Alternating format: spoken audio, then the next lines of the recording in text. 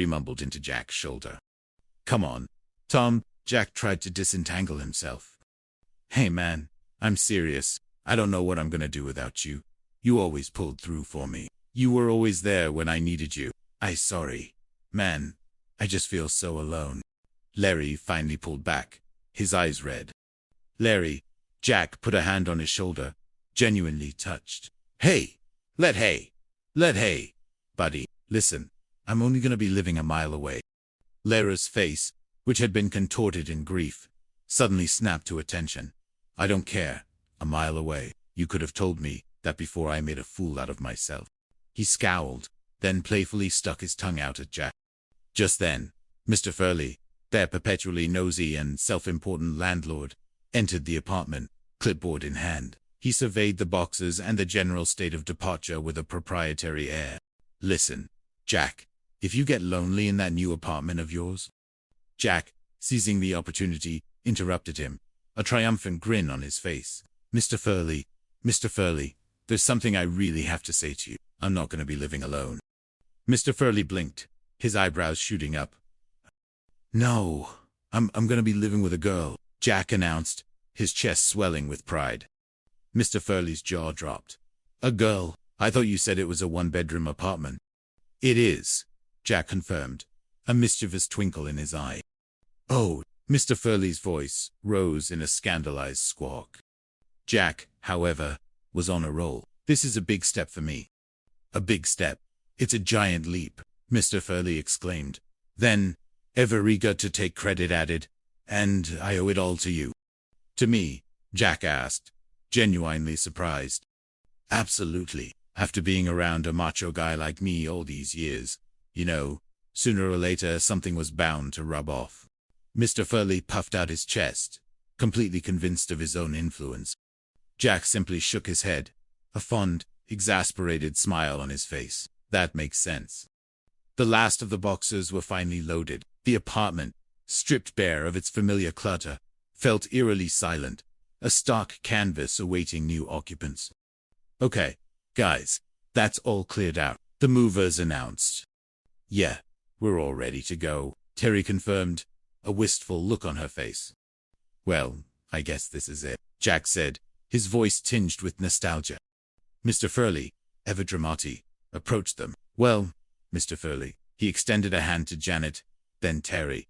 It's only too many pineapples. He mumbled, a nonsensical farewell that only he understood. Janet, however, was not to be deterred by his She enveloped him in a warm hug. Oh, I love you, Mr. Furley. Mr. Furley, visibly flustered but secretly delighted, patted her back. That husband of yours is one lucky guy. Oh, thank you. He then turned to Jack, his chest swelling. Well, what the hell? You're cured. I'm the one that straightened him out, you know. He winked conspiratorially at Jack. Jack just rolled his eyes, a fond smile on his face. Well, Janet looked at Terry, then back at Jack. Well, I'd better get home to my husband. She paused, a delighted blush rising on her cheeks. Oh, my goodness. I can't believe how that sounds. Terry laughed. Oh, I know what you mean, Janet. I can't believe that in a few hours I'm going to be with Vicky. Well, I have a plane to catch, Janet said, grabbing her bag. We better go. With final hugs and promises to keep in touch, Janet and Terry departed, leaving Jack and Vicky alone in the empty apartment. The silence was profound, filled with the echoes of years of friendship, laughter, and shared dreams. It was the end of an era, a chapter closing, but a new one, filled with its own uncertainties and excitements, was just beginning. Chapter 5. The First Night. The aroma of garlic and simmering tomato sauce, usually a source of comfort and familiarity, now seemed to hang heavy in the air, tinged with an unfamiliar nervous energy. Jack's bistro, usually bustling at this hour, had finally emptied out, the last lingering customer having been subtly ushered out by a pointed flick of the lights.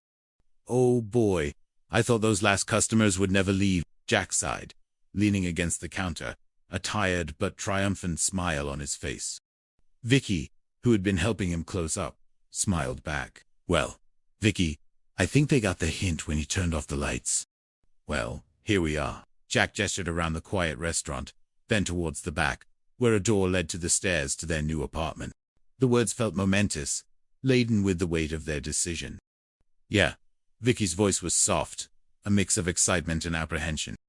Jack, ever the charmer, offered his arm with a flourish. May I give you a lift? Vicky chuckled, a nervous giggle escaping her. Going up, madam? Jack winked, leading her towards the stairs. Well, thanks for the ride, Vicky said as they reached the top of the stairs, stepping into their new living space.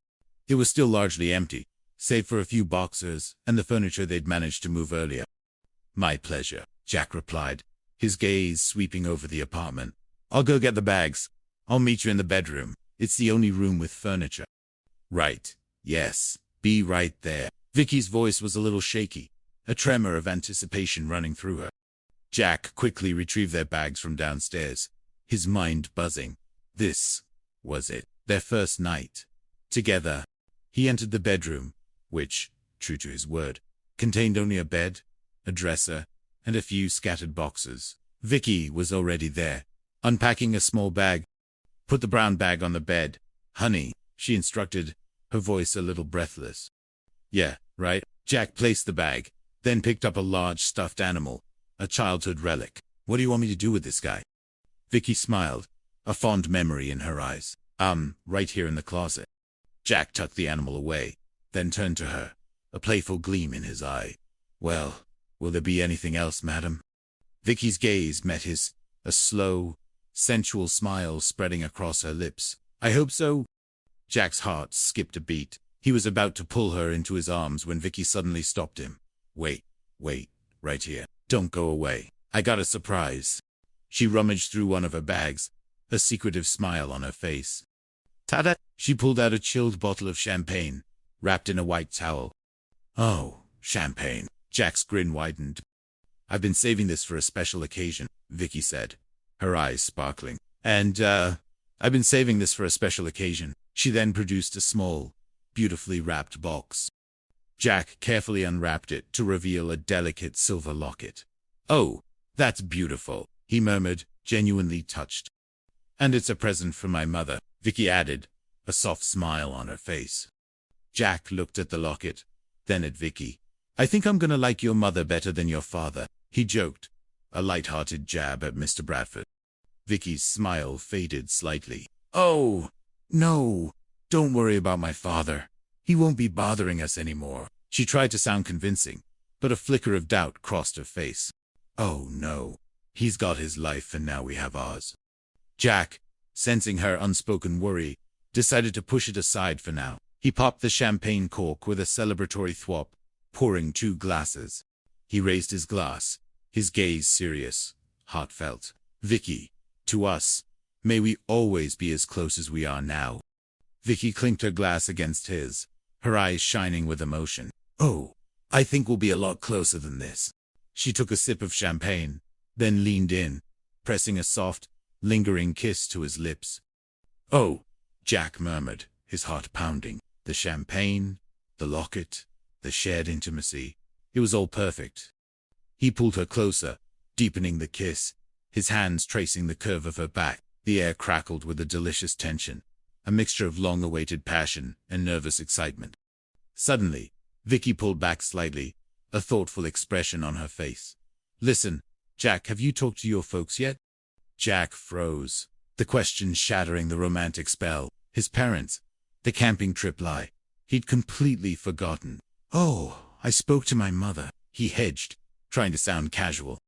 And, Vicky prompted, her eyes searching his. And she said, have a wonderful time. Jack forced a smile, hoping she wouldn't press further. Really? Vicky's eyebrow arched, a hint of suspicion in her voice. Yeah, I told her I was going on a camping trip, he confessed, a sheepish grin on his face. Don't worry, I promise you that I'll tell my folks about us. When? Vicky asked, her tone firm. Soon, Jack mumbled, avoiding her gaze. He knew it wouldn't be an easy conversation. His parents were even more traditional than he was, and the idea of him living with a woman without being married would likely send them into a tailspin. Good. Vicky nodded, though her expression indicated she wasn't entirely convinced. Jack, desperate to